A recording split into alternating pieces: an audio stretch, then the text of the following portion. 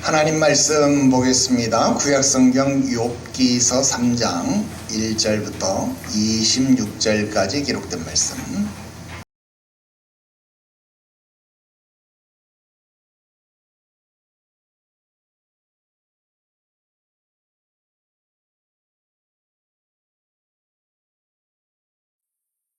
(3장) 그 후에 욥이 입을 열어 자기의 생애를 저주하니라.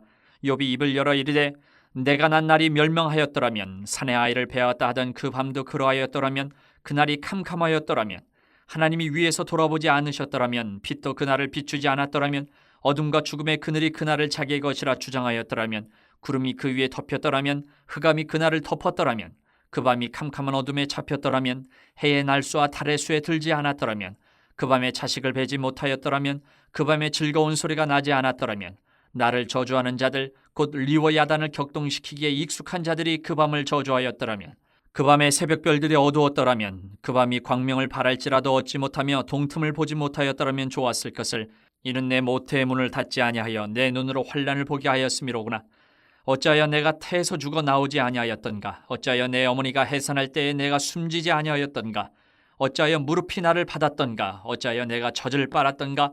그렇지 아니하였던들 이제는 내가 평안히 누워서 자고 쉬었을 것이니, 자기를 위하여 폐허를 일으킨 세상 임금들과 모사들과 함께 있었을 것이요, 혹시 금을 가지며 은으로 집을 채운 고관들과 함께 있었을 것이며, 또는 낙태되어 땅에 묻힌 아이처럼 나는 존재하지 않았겠고 빛을 보지 못한 아이들 같았을 것이라. 거기서는 악한 자가 소요를 그치며, 거기서는 피곤한 자가 쉼을 얻으며, 거기서는 갇힌 자가 다 함께 평안히 있어 감독자의 호통 소리를 듣지 아니하며, 거기서는 작은 자와 큰 자가 함께 있고 종이 상전에게서 놓이느니라.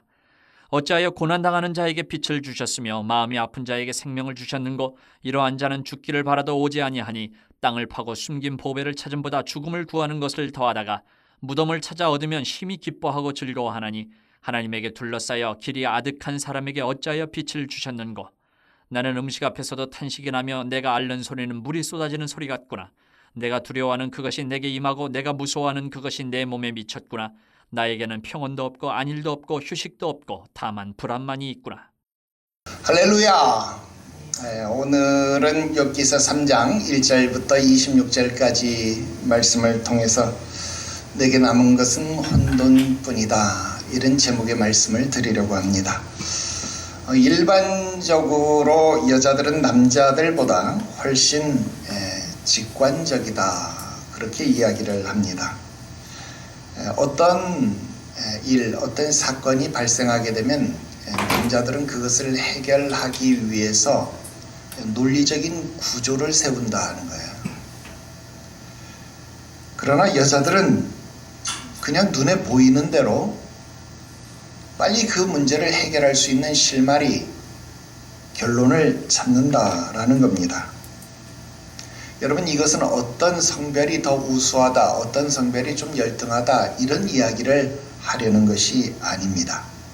문제 해결 방식에 있어서 너무나도 다른 차이가 있다는 거예요. 예전에 화성에서 온 남자, 금성에서 온 여자, 이런 책이 있었죠. 그렇게 정말로 다른 삶의 방식을 이야기한다는 겁니다. 예를 들어서 집이 너무 엉망진창입니다. 그때 남자들은 생각을 한다 하는 거예요. 야, 왜 이렇게 집이 자꾸 엉망이 되느냐? 뭐가 도대체 문제일까?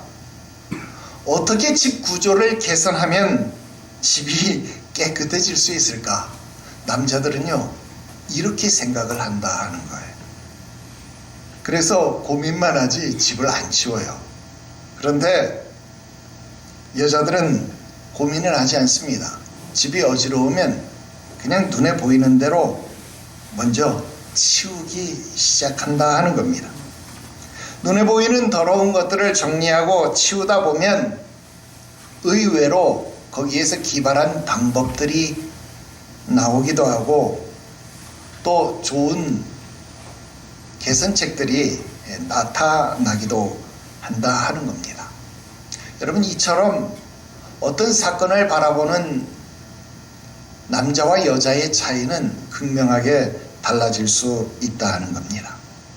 우리는 지난주에 욥의 아내와 욥이 나누는 대화를 목격했습니다. 욥에게 닥친 고난, 욥에게 닥친 그 어려운 일들은요, 지금까지 욥과 욥의 아내가 믿고 따랐던 하나님에 대한 인식에 너무나도 큰 충격을 안겨주었습니다. 바로 이런 충격적인 문제가 그들에게 다가왔을 때에 여자인 욥의 아내 그리고 남자인 욥의 문제 해결 방식이 사뭇 달랐다라는 것입니다.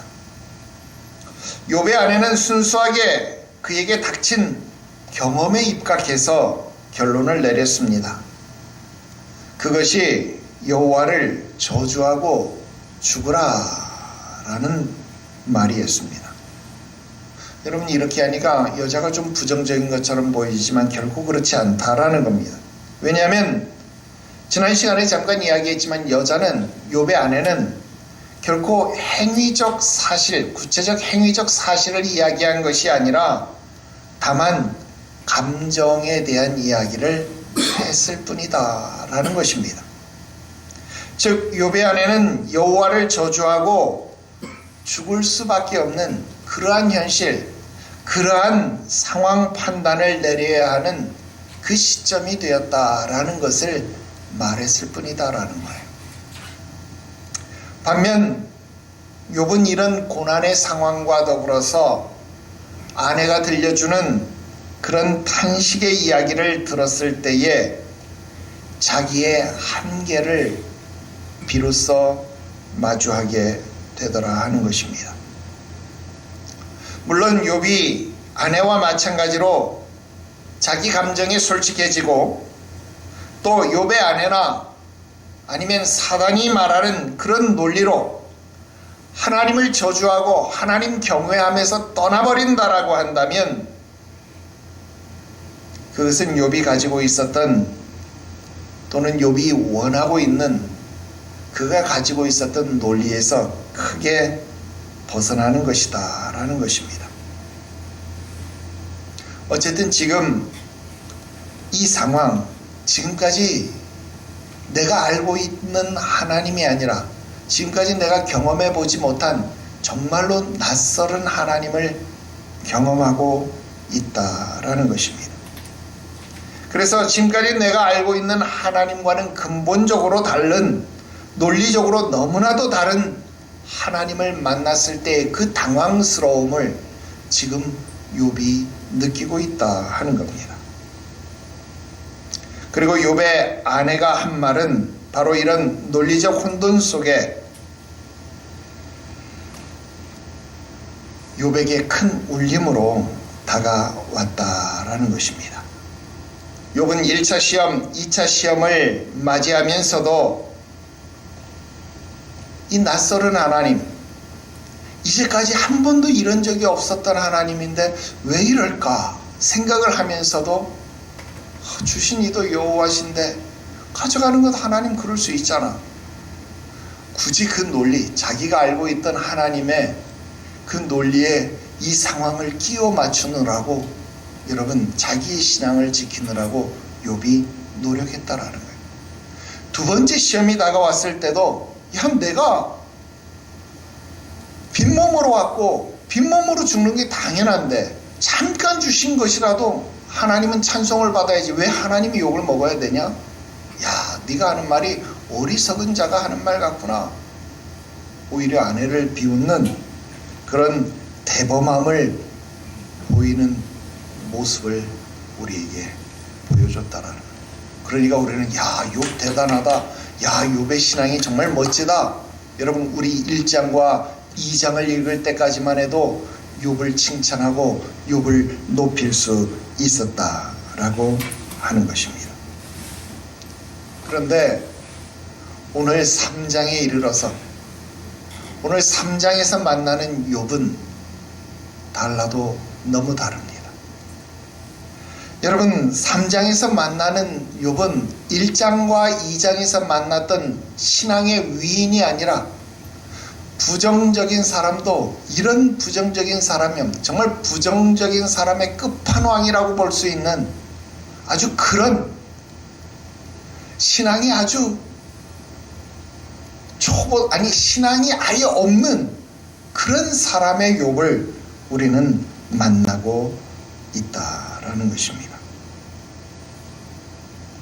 여러분, 경험이라고 하는 것은 우리가 알고 있는 어떤 사건, 우리에게 일어나는 어떤 사건을 이해하는 아주 중요한 틀이 되어진다라는 겁니다. 그래서 비아제가 그런 이야기를 하잖아요. 어떤 비슷한 것을 만났을 때 그것을 평형화하는 작업을 통해서 인식을 하는 거잖아요.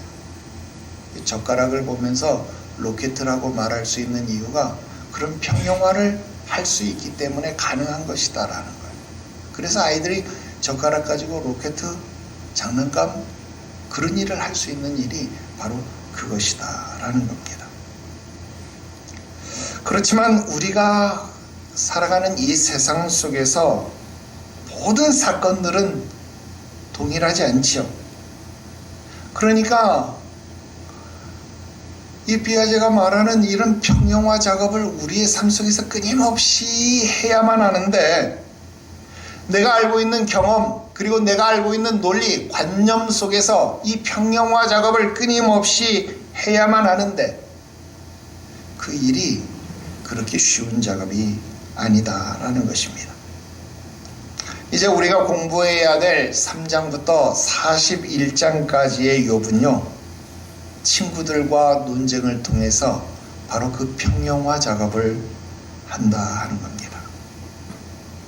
여러분, 경험은 이미 아내의 답을 통해서 직관적으로 나왔어요.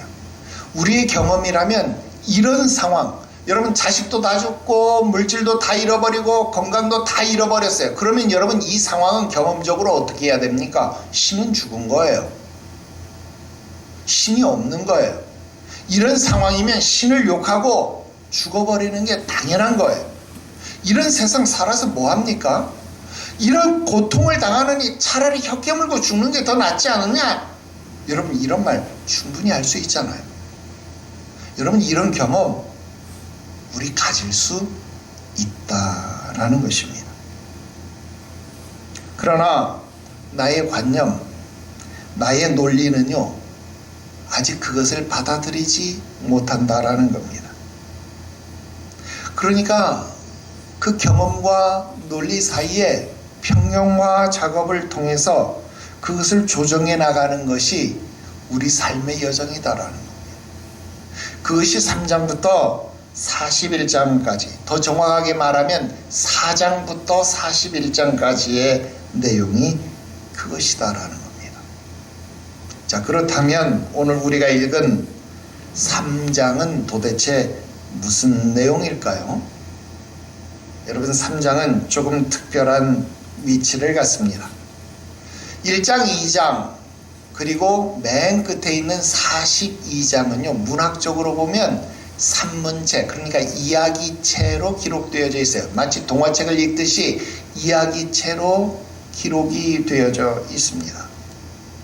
그런데 3장부터 41장까지의 내용은요, 운문체로 기록이 되어져 있어요. 여기는 약간의 리듬이 있고 운율이 있다라는 겁니다. 그래서 1, 2장 그리고 42장과는 좀 다르다라는 것입니다. 또 내용으로 보자고 하면 여러분 2장 13절에 보면 욥과 그의 친구들이 7주야, 그러니까 7 낮과 밤을 아무 말 없이 무건수행을 했다는, 침묵을 지켜나갔다라는 것입니다. 고대 근동의 이 예의로 본다라고 하면요, 먼저 이 슬픔을 당한 자, 고통을 당한 자가 먼저 입을 열기 전에는 위로하러 찾아온 사람이 먼저 말을 걸 수 없게 되어져 있습니다. 그러니까 욥이 지금 7일 동안 말도 안 하고 꽁 하고 이러고 있는 거예요. 그러니까 욥을 위로하러 찾아왔던 그 친구들도, 3명의 친구들도 지금 욥이 아무 말도 안 하니까 말을 하지 못하고 7일 동안 같이 침묵을 지키고 있다 이 말입니다. 그런데 욥이요, 이 7일 동안 욥의 감정선이 뒤틀리고 있다라는 겁니다. 1, 2장에서 그렇게 신앙이 좋았던, 우리가 보기에 그렇게 신앙이 좋았던 욥이요, 3장에서 이렇게 부정의 끝판왕이 될 정도로 욥이요, 그 감정이 막 뒤틀리고 있다라는 것입니다. 무엇이 도대체 이렇게 욥을 달라지게 만들었느냐는 겁니다. 도대체 왜 욥은 화산처럼 분출하는 분노와 슬픔을 드러내고 있느냐 하는 겁니다. 그리고 여기에는 자신의 신체를 엄습하는 극한의 고통이 마구 섞여 있다라는 겁니다. 여러분, 이런 복잡 미묘한 상황, 그리고 견딜 수 없는 신체적 고통을 안 겪어본 사람은 정말 모릅니다. 이 상황을요, 이해하기가 정말 어려워요. 화상의 고통도요, 이루 말할 수 없는 고통이었을 겁니다. 왜 남의 고통을 말하는 것처럼 그렇게 이야기하냐고요? 솔직히 말하면요, 나는 그때 기억이 별로 없어요. 나 상담을 하면서 비로소 알게 됐어요. 나 왜 그때 기억이 없을까? 그랬더니 상담사님이 그러는, 사람이 너무 극심한 고통은요, 스스로 그걸 지워버린대요. 그래서 기억을 못한대요. 왜냐하면 그 고통을 다시 떠올리는 것만으로도 사람은 견딜 수 없기 때문에 그렇더라 하는 거예요. 더군다나 어릴 때 그런 일을 당했으니 여러분, 그걸 기억한다는 건 정말 큰 고통 아니겠어요? 어른이 돼서 또 한 번의 고통이 찾아왔습니다. 여러분, 하루에 50번씩 화장실을 가야 할 때, 정말 50번 넘겨서 숫자를 셌잖아요. 여러분, 50번이면 내가 여러분들에게 얘기했지만 하루가 24시간이잖아요. 50번이면 평균 30분마다 한 번씩 화장실을 갔다 그 말입니다. 내가 직장암이었으니까 직장을 잘라내버렸잖아요. 그러니까 직장은 뭐냐면 우리 대변을 저장하는 창고가 직장인데 직장이 사라진 거잖아요. 근데 대장은 연동운동을 통해서 직장이 있는 줄 알고 계속 대변을 내려보내는 거예요. 그러니까 직장은 없어졌는데 직장이 있는 줄 알고 대변을 계속 내려보내니까 여러분, 항문은 어떻게 되겠어요? 압력을 느끼면 항문은 열려야 되잖아요. 관략근이 열려야 돼요. 그러니까 여러분, 연동운동이 돼서 딱 한 번 대장이 운동할 때마다 항문이 열리면 가야 되는 화장실을. 그러니까 하루 대장 안 쉽니다. 우리 먹은 거 여러분, 안 먹어도 소화액이 나오면 대장은 움직여요. 그래서 여러분, 하루에 50번씩 화장실을 간 거예요. 내가 잠을 거의 못 잤어요. 이 표현을 어떻게 해야 되는지 모르는데 그때 내가 입 밖으로 낸 표현이 뭐냐면, 용서하십시오, 똥꼬를 확 뽑아버리고 싶었어요. 그 표현이 내가 할 수 있는 최악의 표현이었어요. 귀엽죠? 똥꼬를 확 뽑아버리고 싶었대요. 누가 말을 걸어도요, 정말 날카로웠어요. 왜? 잠을 못 자니까. 그럼에도 불구하고 주일날, 수요일날, 금요일날 여러분 설교하고 웃으면서 성도들을 마주한다, 대한다. 여러분, 이건요 정말 초인적인 위선이 아닐 수 없어요. 그죠? 하물며 지금 욥의 고통이라고 하는 것은요, 나의 고통과는 비교가 안 되는 고통이잖아요. 나의 고통과는 비교가 안 되는 정말 아주 극심한 고통이잖아요. 여러분, 이런 상황에서 이 3장에 표출된 그의 혼란스러운 감정선, 다른 사람은 몰라도 나는 10분 이해를 할 수 있습니다. 오늘 내가 그것을 얼마나 잘 표현해낼지는 잘 모르겠어요. 그런데 오늘 결론, 주제와도 같은 구절이 바로 26절인데요. 그렇습니다. 욥에게는 지금 어떤 상황이냐면 평온도 없고 안일도 없고 휴식도 없고 불안만 있다라는 거예요. 그런데 이 번역이 별로 안 좋아요. 옛날 개역 한글 성경 번역이 더 낫습니다. 옛날 개역 한글 성경으로 읽어드리면 평강도 없고 안온도 없고 안식도 없고 고난만 임하였구나 그랬습니다. 여기서 고난이라는 말만 혼돈만 있구나 라고 바꾸면 아주 훌륭한 번역이 됩니다. 그래서 오늘 설교 제목이 내게 남은 것은 혼돈뿐이다, 그렇게 정한 것입니다. 이제 본문의 내용을 한번 빠르게 살펴보겠습니다. 오늘 본문은요, 크게 3연으로 구분되어진 시가 되겠습니다.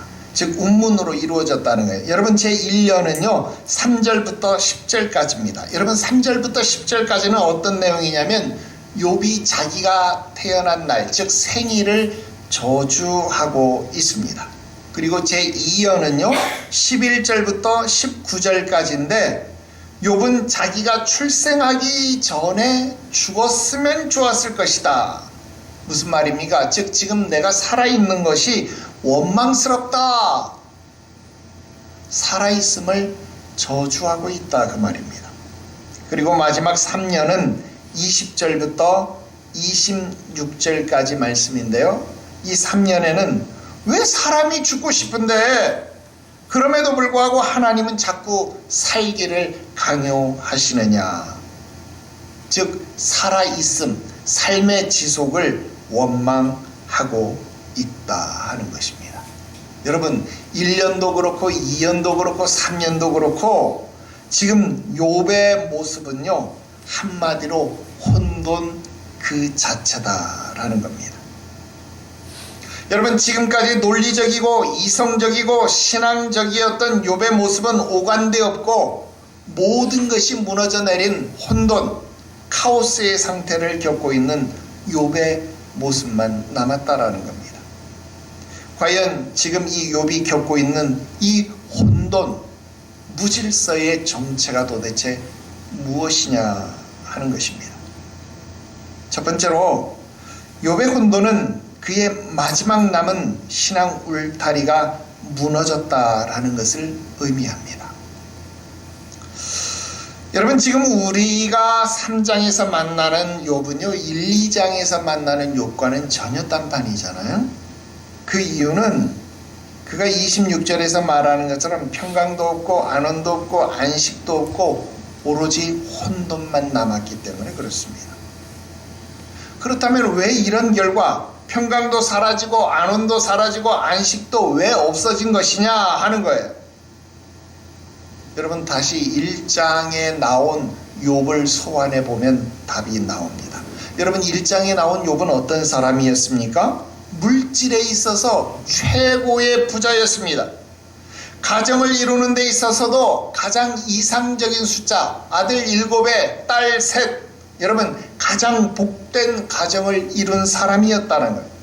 그리고 그의 사회적 지위는 어떤 사람이었어요? 동방에서 가장 훌륭한 자, 가장 큰 자, 그렇게 소개를 했습니다. 종교적으로는 어떤 사람이었어요? 온전하고 정직한 사람. 온전하다 무슨 말이에요? 완벽한 사람이었다, 그런 말이었잖아요. 그는 완벽한 사람이었다라는 겁니다. 즉 욥이 1장에서 살고 있는 욥은 그가 살고 있는 그의 세계, 그의 우주, 그의 코스모스가요 너무나도 조화롭다라는 거예요. 너무나도 질서가 잘 잡혀있는 우주 속에 살고 있는 욥이었다라는 것입니다. 마치 우주의 별 하나하나가 하나님의 주권과 섭리하심 속에서 하나의 오차도 없이 움직여지기 때문에 우주가 돌아가는 것처럼, 여러분 욥의 인생 세계는요 하나의 착오도 없이 하나의 흠결도 없이 너무나도 완벽한 우주의 삶을 살고 있었다라는 겁니다. 그러니까 여러분 그의 삶은요 혼돈이 아니죠. 그의 삶은 말 그대로 우주였습니다. 코스모스에서의 질서가 잡혀있는 완벽한 우주였다라는 겁니다. 그런데 지금 그를 이렇게 튼튼하게 만들어 주었던, 그를 완벽하게 지탱해 주었던 그의 삶의 경계들, 우리가 앞에서 배운 표현으로 하면 그를 지켜주었던 울타리들이 하나씩 무너졌다라는 겁니다. 여러분, 물질이라고 하는 울타리가 깨어졌습니다. 가정이라고 하는 울타리도 허무하게 무너지고 왜곡되어져 버렸습니다. 급기야 그의 건강의 가죽 울타리마저도 하나님의 보호하심을 받지 못하고 철저하게 찢겨져 나갔더라 하는 겁니다. 여러분, 그게 1장과 2장의 내용이었습니다. 이게 지난주 내용입니다. 하지만 그때까지도 무너지지 않은 하나의 남은 울타리가 있었어요. 무엇입니까? 욥이 끝까지 양보하지 않고 입술을 지키며 자기의 우주를 지켜오던 신앙의 울타리가 있었더라는 거예요. 신앙의 울타리. 여러분, 그 신앙의 울타리라고 하는 것이 무엇이었습니까? 창조주 하나님을 온전히 믿고 따르는 신앙 울타리였습니다. 그런데 지금 3장 2절 말씀에 보면 1절도 나오지만 그의 입이 열리고 있습니다. 여러분, 입이 열다라고, 입을 열다라고 번역되어진 이 말은 아나라고 하는 말입니다. 이 말은 대답하다, 증언하다라는 뜻도 있는데 노래하다라는 뜻도 있습니다. 그의 입이 노래하고 있습니다. 그의 입이 노래하듯 술술술술, 여러분, 그의 입에서 경건의 언어, 신앙의 언어, 믿음의 언어가 아니라 탄식의 언어가, 부정의 언어가, 슬픔의 언어가, 분노의 언어가 노래하듯이 지금 마구 쏟아져 나오고 있습니다. 여러분, 혼돈이라고 하는 게 뭡니까? 나에게 지금 혼돈만 남았다 그랬는데 혼돈이라는 게 뭡니까? 무질서를 말하는 겁니다. 아까 욥은 신앙의 울타리, 그걸 지키고 있었다 그랬잖아요. 신앙은 창조주 하나님을 온전히 믿고 따르는 것이다, 그렇게 이야기를 했어요. 그런데 지금 제1년의 시에서 나오는 내용을 찬찬히 분석을 해보면요, 이 욥은 창조의 과정을 역행하고 있습니다. 즉, 욥은 땅이 혼돈하고 공허하며 흑암이 깊음 위에 있는 상황으로 돌아가고 싶다라는 겁니다. 그 대표적인 게 뭡니까? 내가 안 태어났으면 좋겠다라는 거예요. 그걸 어떻게 표현하고 있느냐? 자기가 태어난 날을 저주하고 있습니다. 그러니 다시 창조 이전의 날, 내가 창조되어진 그 날 이전의 날로 돌아가고 싶다는 겁니다. 여러분, 특히 4절에 보면 그 날이 캄캄하였더라면, 그렇게 표현하죠. 여러분, 이 말을 원문으로 살펴보면요, 예히 호세크, 아주 간단한 두 단어로 되어져 있습니다. 예히라고 하는 말은 일어나다, 되다, 있었다, 이런 뜻입니다. 호세크라고 하는 말은 암흑, 흑암, 이런 뜻입니다.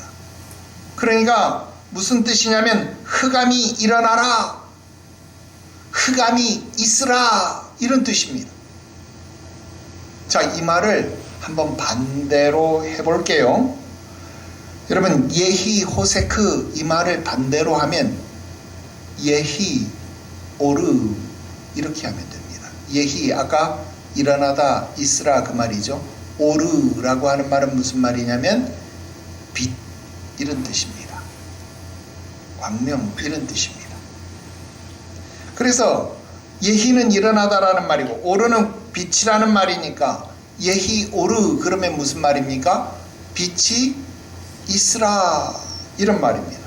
여러분, 이게 무슨 뜻인지 혹시 압니까?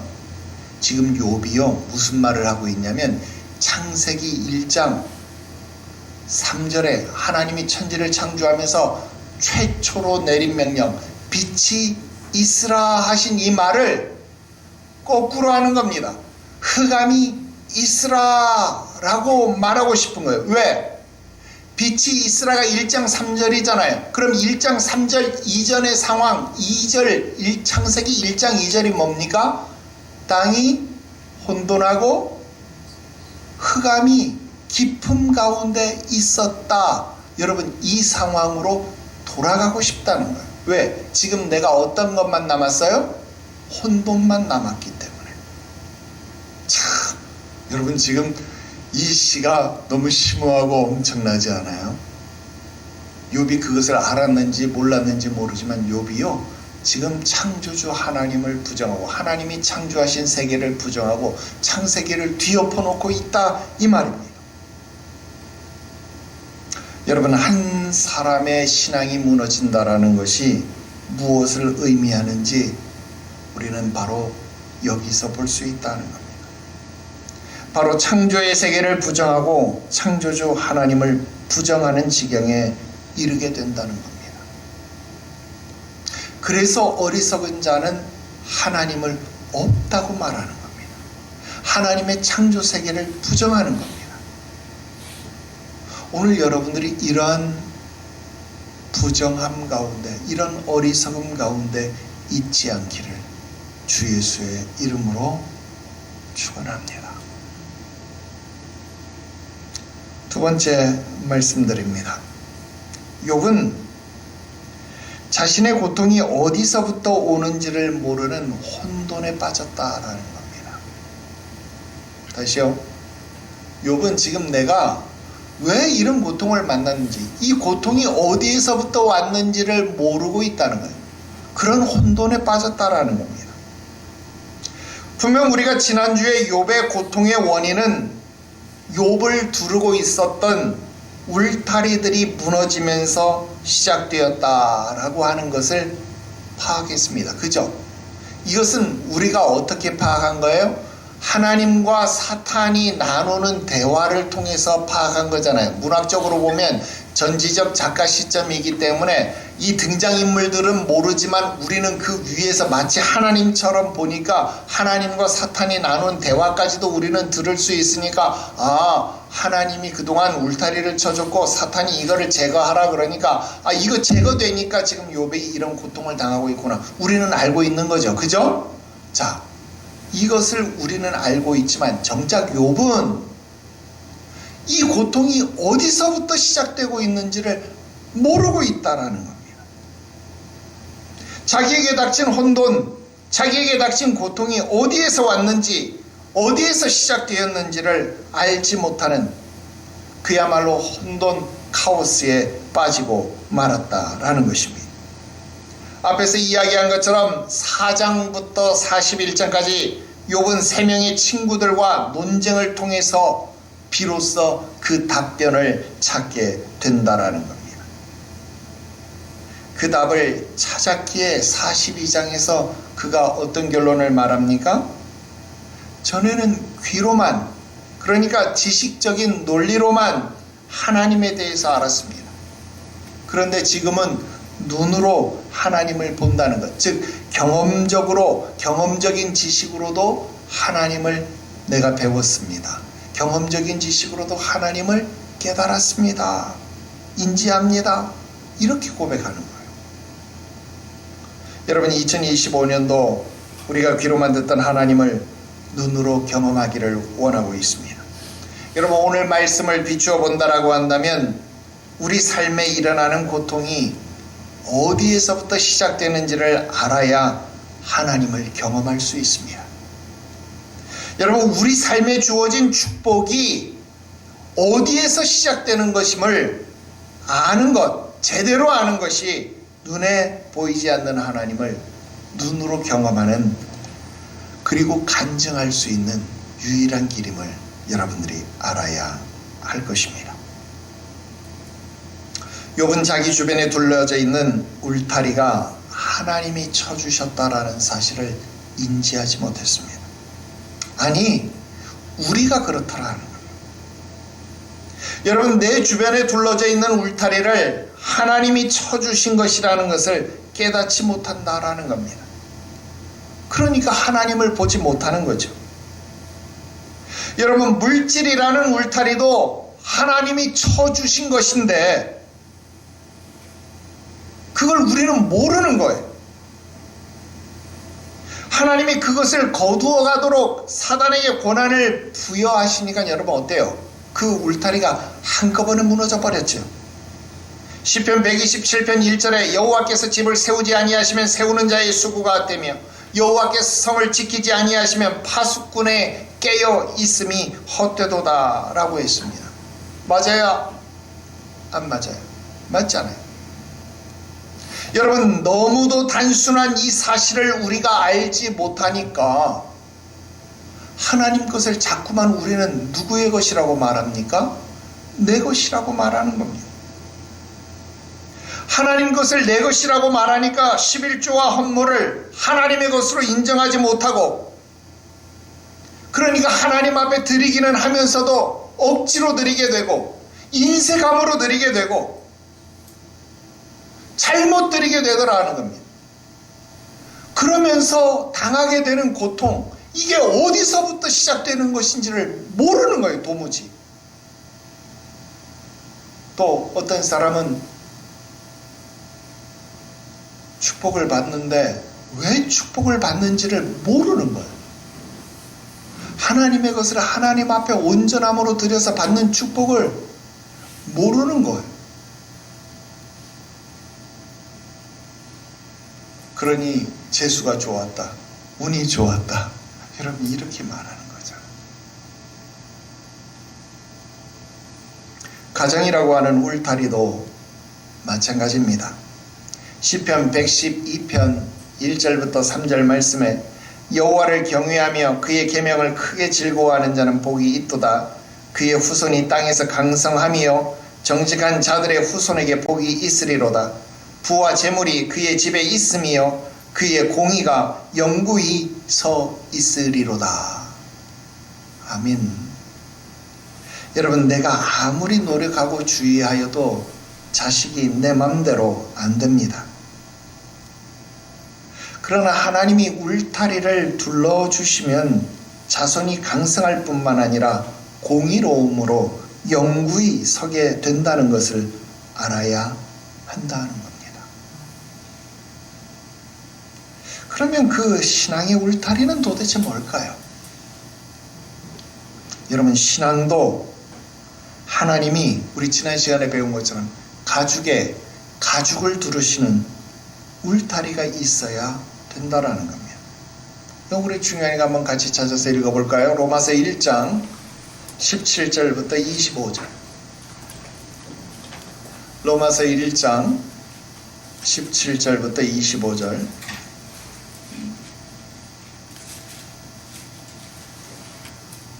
우리 같이 읽어요. 시작. 복음에는 하나님의 의가 나타나서 믿음으로 믿음에 이르게 하나니 기록된 바 오직 의인은 믿음으로 말미암아 살리라 함과 같으니라.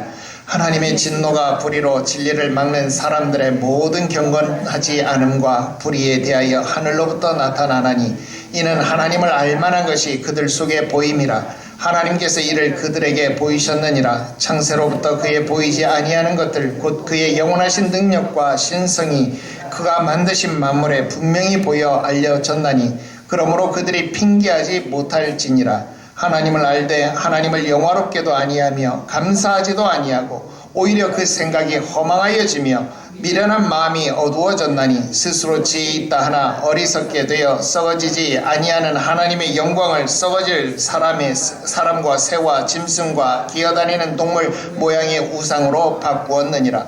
그러므로 하나님께서 그들의 마음의 정욕대로 더러움에 내버려 두사 그들의 몸을 서로 욕되게 하게 하셨나니 이는 그들이 하나님의 진리를 거짓으로 바꾸어 피조물을 조물주보다 더 경배하고 섬김이라. 주는 곧 영원히 찬송할 이시로다. 아멘.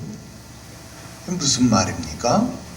믿음을 가지고 싶어도 아무나 가질 수 없고 믿음을 버리고 싶어도 아무나 버릴 수 없다, 그 말입니다. 여러분, 믿음은 아무나 가질 수 없고 믿음은 아무나 지킬 수 없습니다. 이처럼 하나님이 지켜주셔야 할 것을 알지 못하기 때문에 욥은 차라리 내가 죽었으면 차라리 내가 태어나지 않았다면 이런 험한 꼴 안 봤을 것 아니냐, 이런 비논리적인 상태로 빠져버리더라고요. 그렇게 논리적인 욥이 지금 비논리의 혼돈 속에 빠져 있다라는 겁니다. 여러분, 정말 안타까운 일 아닙니까? 여러분, 여기에 신앙이 없는 사람들은 한 발자국만 더 나가게 되면 일명 말하는 극단적 선택을 결행하는 겁니다. 우리는 고난의 원인이 울타리가 무너지기 때문이라는 것을 알고 있고, 그 울타리를 두르시는 분이 하나님이시라는 것을 알고 있기 때문에 고난 가운데서, 극한의 상황 속에서 누구를 찾는 거예요? 하나님을 찾는 거예요. 환난 날에 나를 부르라. 내가 너를 건지리니. 누구든지 주의 이름을 부르는 자는 구원을 얻을 것이다. 여러분, 이것을 아는 겁니다. 참고로 사회에서 극단적 선택을 하는 사람들, 그리고 그 예방책에 대해서도 우리가 알고 있는 내용 한번 정리를 해볼까요? 여러분, 왜 자살을 결심할까요? 자살하는 사람들의 대부분 내용들을 보면 자기가 혼자라고 느끼는 겁니다.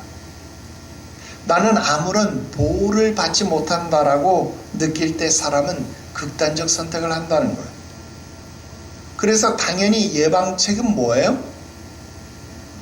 그 한강다리 뭐 이런 데 보면 너는 절대 혼자가 아니야, 뭐 이런 글들 많이 써 있잖아요. 그죠?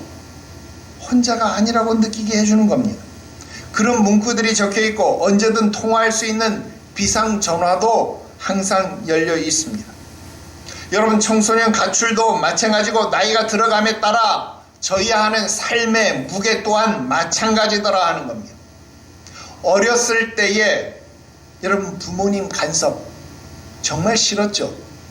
선생님의 잔소리 정말 귀찮았죠. 근데 나중에 부모가 되고 선생님이 되어서야 그것이 나를 보호하는 울타리였음을 깨닫더라는 것. 맞아요, 안 맞아요? 맞더라는 겁니다.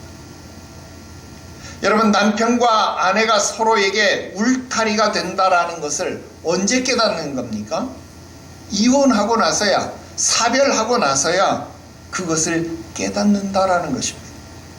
여러분, 왜 남편과 아내를 배우자라고 말하는지 압니까? 배우자 한자말, 요즘 한자말 잘 안 가르치잖아요. 배우자라는 말 한자말이 뭐냐면 짝 배자에 짝 우자를 써요. 그러니까 짝과 짝이 만나는 것이 배우자입니다. 이 짝이라는 말 무슨 말입니까? 짝은 반쪽이다 그 말이에요. 반쪽을 짝이라고 말하는 거예요. 한 짝, 두 짝, 양말 한 짝, 이 말 무슨 말이에요? 두 개가 있어야 온전해지는 거예요. 그러니까 짝, 배자, 짝, 우자는 두 개가 있어야 온전해진다라는 겁니다. 남편과 아내는 같이 있어야 온전해지는 거예요. 혼자서는 완전체가 아니라는 말입니다.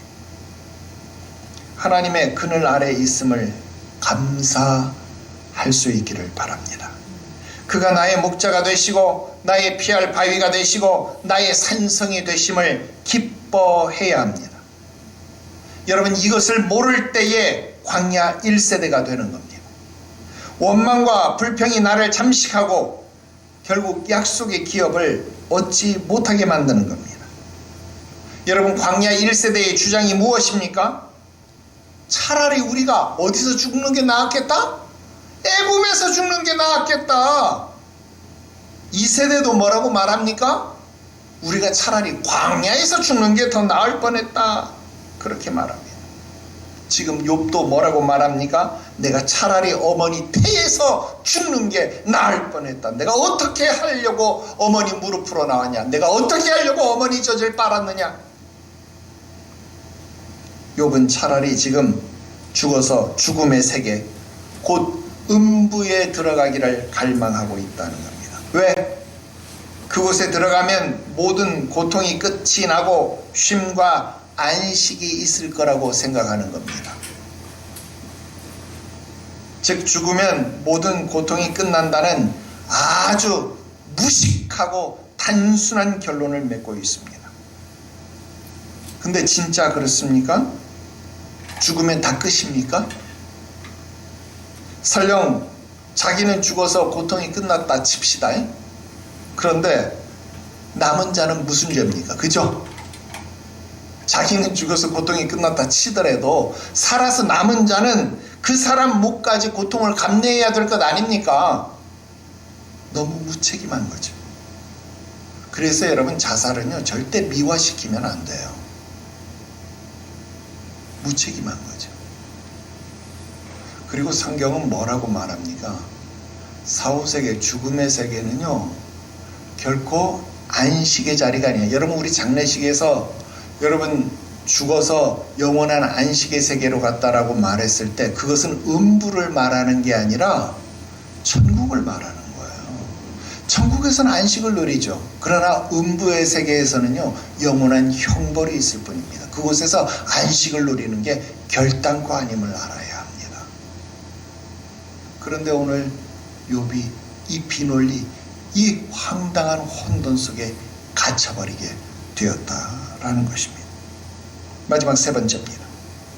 혼돈의 결과는요 평강도 안정도 안식도 없는 겁니다. 자, 지금 우리는 이 혼돈 속에서 정상적인 판단이 불가능한 것을 보고 있습니다. 욥은 그 혼돈의 상태를 여실하게 보여주고 있습니다. 아까도 이야기했지만 욥이 당하는 고통의 깊이를요 10분 이해를 합니다.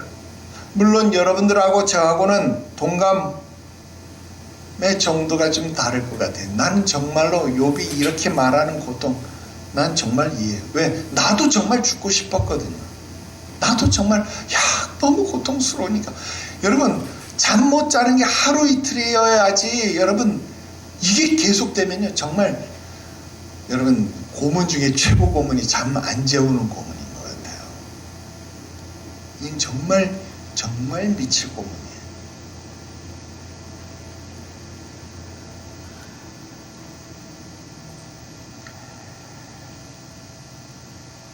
아마 여러분도 여러분 삶의 모습 속에 여러분 나름대로 삶의 고통이 있을 겁니다. 근데 사람들이 극한의 고통을 겪다 보면요 정상적인 판단이 흐려지는 경우들이 있습니다. 왜요? 모든 것이 혼란스럽기 때문에 그렇습니다. 혼돈, 무질서함이 주는 결과가 무엇입니까? 오늘 26절에 보니까 평강이 없대요. 우리 성경에 평온이라고 번역된 말은 살라라는 말입니다. 이 말은 휴식하다, 평온하다, 평안하다 이런 의미입니다. 안정도 없습니다. 우리 성경에는 안일이라 그렇게 번역이 됐는데요. 샤카트라는 말입니다. 이 말은 평온하다, 조용하다 그런 말이에요. 안식도 없어요. 우리말 성경에는 휴식 그렇게 번역됐는데 이 말은 누아흐라는 말입니다. 휴식하다, 쉬다 그런 뜻입니다. 여러분, 이 세 단어가요 물론 각각의 뜻이 다 있어요. 근데 그 의미를 굳이 파악하는 게 중요한 것은 아니고, 여러분 이 세 개의 단어가 공통적인 요소가 있는데, 공통적인 요소는 뭐냐면 안정되지 못한 상태, 불안정한 상태를 의미하는 것이다 라는 거예요. 그렇습니다. 혼돈, 무질서는요 바로 안정되지 못한 상태를 말합니다. 여러분, 근데 하나님이 창조하신 세계는 어떤 상태인지 압니까?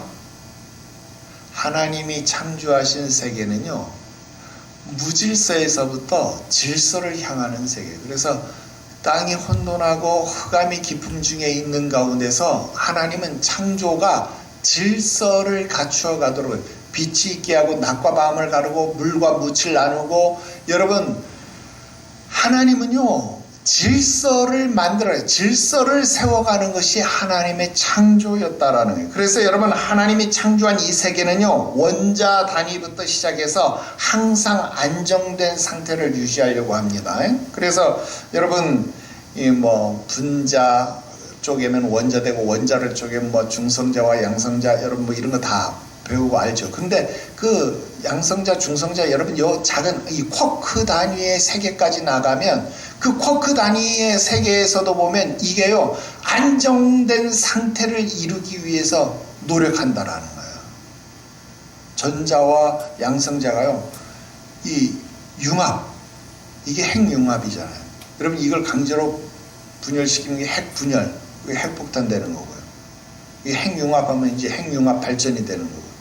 근데 하나님이 만드신 창조 세계는요, 이것을 안정된 세계로, 안정된 과정으로 가려고 계속 노력하는 거예요. 모든 게. 여러분, 안정된 상태가 무엇입니까? 질서입니다. 혼돈이 아닙니다. 하나님은요, 바로 이 질서 자체이십니다. 그래서 하나님만이 안정이고 하나님만이 평안이 되시는 겁니다. 하나님 앞에 가서만 비로소 참된 안식이 가능한 거예요.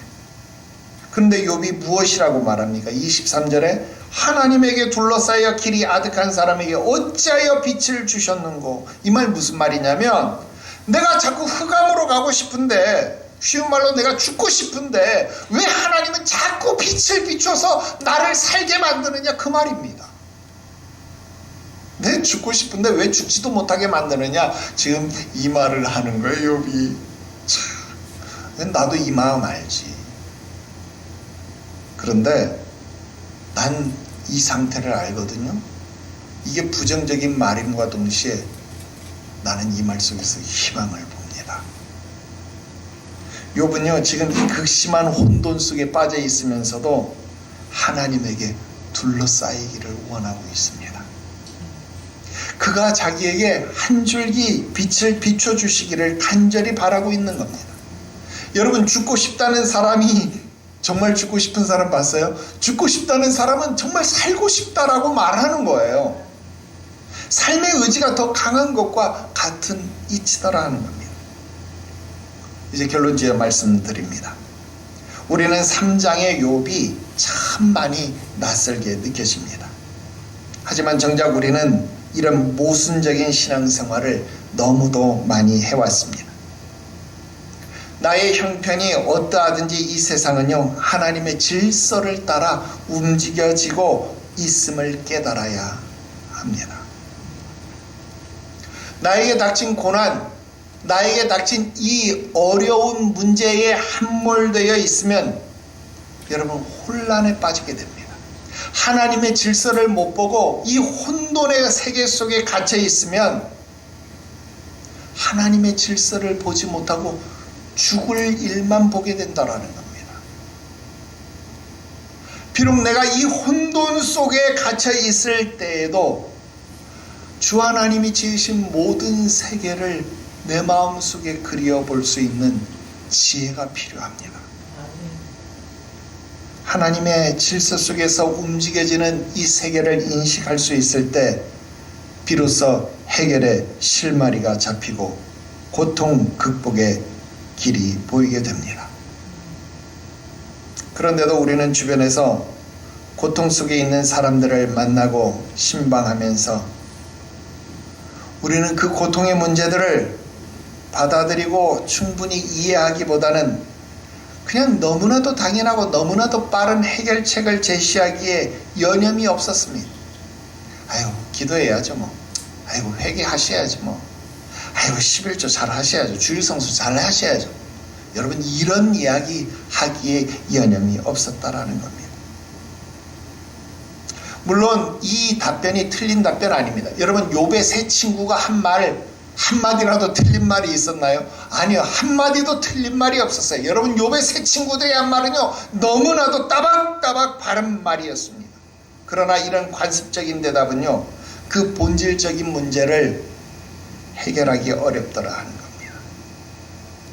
오히려 7일 동안 침묵하는 것처럼 오히려 이 문제가 숙성되면요, 나중에는 어떻게 돼요? 욥처럼 폭발해요. 욥처럼 분노가 폭발해가지고요, 막 쏟아내는 거예요. 여러분, 혼돈을 겪고 있을 때는 오히려 하나하나를 빼거나 아니면 하나하나를 더하거나 하면서 질서를 세워줘야 합니다. 그래야 안정을 누리는 겁니다. 내가 예전 전사님 장례식 가서 왜 전도사가 덕이한테 우냐고. 전도사가 의아한 모습 보여야지. 나도 한 번도 장례식 안 치러보니까 맨날 장례식 수십 번 수백 번 치렀지만 내 장례식 안 해보니까 나는 안 울었으니까. 근데 내가 내 아버지 장례식에서 그렇게 맨날 며칠 동안 내가 울부처럼 울지 나도 몰랐지. 그러고 난 다음에 이제 깨달은 거야. 그 이후로는요, 내가 장례식 가서 우는 사람 타박 안 줍니다. 오히려 웬만한 사이면 가서 안아드리고 같이 울어줍니다. 여러분, 성경 우리들에게 수많은 경험을 직간접적으로 공유해 줍니다.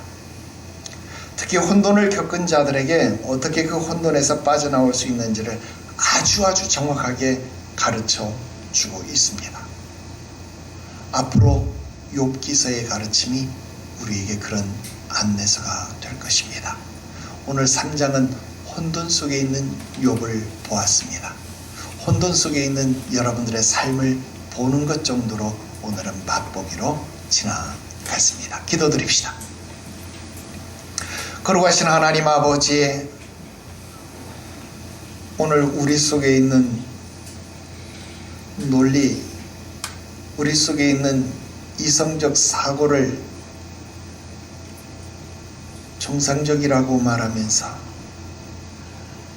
그것을 추구한다고 말하면서, 그것에 박수치면서, 그것에 환호하면서 그것만을 바라보고 산다고 정작 내 안에 있는 무질서를, 내 안에 있는 혼돈을 깨닫지 못하였습니다.